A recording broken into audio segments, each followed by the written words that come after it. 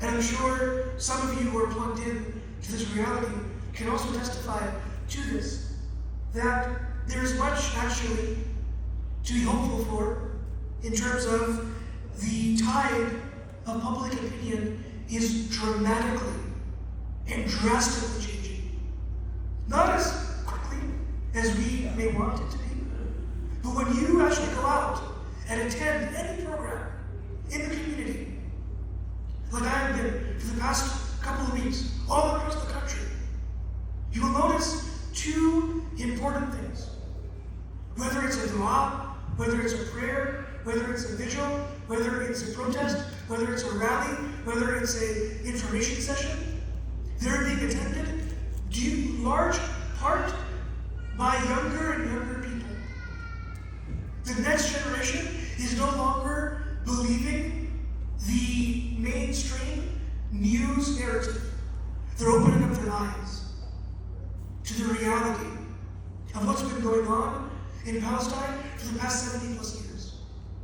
You talk to any young person, the young people are motivated and galvanized by this issue. You go to any protest, any gathering, it is attended largely by younger and younger people. And the other thing to be hopeful about is these gatherings are being attended by more and more non-Palestinians, non-Arabs, and even non-Muslims. People who have no connection and no tie to the land, to the culture, the tradition, the language, the religion, are taking this up as a cause. As a cause. Because of what they're seeing on social media. Because of what they're seeing in their news feeds. Because of the videos that they are being subjected to. And because of the posts that they're reading on a continuous basis. On a continuous basis. Lastly, the final thing I'll mention very quickly as we wrap up, there are two areas that still require an incredible amount of work. Our voices, as a Muslim community, are not reaching two key areas in the American landscape. Number one is academia. College campuses across the country are still criminalizing standing up for Palestine, standing up for the oppressed, standing up for Muslims, including right here in Austin at UT. Number two is the space of government, whether it's local, state, or federal. These are two areas where Muslim voices have yet to fully penetrate. And I find that this particular fact is near and dear to my heart because, as many of you may be familiar, I serve as the Imam of a masjid here in Austin, in downtown. That masjid is the very first mosque in the entire city. It was established in 1977, and we operate out of a building that's over 100 years old. But the really amazing thing about this masjid, although it's an unassuming, small house, dwarfed in the middle of downtown, however, we are 4 blocks away from the Capitol and 2 blocks away from the university. And we're unique in that our congregation, our government officials, university students, academics, researchers, people whose voices travel much farther than ours.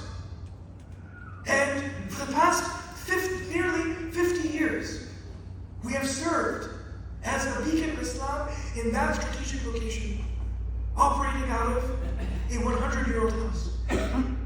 We are finally in the position to take the next phase of the community and to build a center that prioritizes, number 1, education, number 2, dawah, and number 3, outreach. And I cannot think of any more strategically located place here in Austin that's better situated to take on that work than this particular mosque. And the last piece that's important to note is that this mosque, for the past many years, has been 100% run by university students. 100% run by university students. And if that isn't enough of motivation, I'll tell you one more thing. The current president of the mosque is a young man whose family lives here in this community. The MSA at the University of Texas at Austin, the biggest college campus in the entire state, is a young woman whose family lives here in this community. Last year, the president of the largest MSA here in Texas was a young woman, again, whose family is from this community. And our last year's president is a young engineering major, a young student who, once again, whose family lives here in this very community. Very few college campuses offer what UT Austin offers by virtue of the fact that masjid is a block away from the campus. By the time these students are 22, 23, 24 years old, they're graduating college, not just with a degree and diploma in their hand, but years of experience on how to run a masjid. How to be the face of Islam in the middle of academia and a stone's throw away from government. This is an important project, not just for the Oasis Mosque, not just for the students at UT, but it's an important project for all of Austin. Because when these students graduate, they're going to come back to where their families live, and that's here. These are your future members of the Shura. These are your future members of the board. These are your future khatibs and teachers and imams that we're churning out year after year. They're going to come back, they're going to plug in, and they're going to serve your community. And they're going to be teachers, and they're going to be mentors, and they're going to be role models for your children. For your children. And they will be the mechanism by which this message of Islam reaches the halls of academia and the halls of government. We have an event coming on November 5th. It's going to be at 4 p.m. in Round Rock, where we're going to unveil the vision that we have for the next phase of this mosque, where we're going to be building a center dedicated to the memory of our previous Imam, Mufti Umar Muhammad Ismail, rahimahullah ta'ala, and we're going to dedicate a significant portion of this brand new state-of-the-art facility to education, outreach, and da'wah. We ask for your support, we ask for your well wishes, and most importantly, we ask for your dua. أقول قولي هذا وأستغفر الله لي ولكم ولجميع المسلمين فاستغفروه إنه هو الغفور الرحيم. If anyone wants more information about this project or super excited about it, we hope that you are too. We have a table outside with volunteers who are more than happy to answer your questions.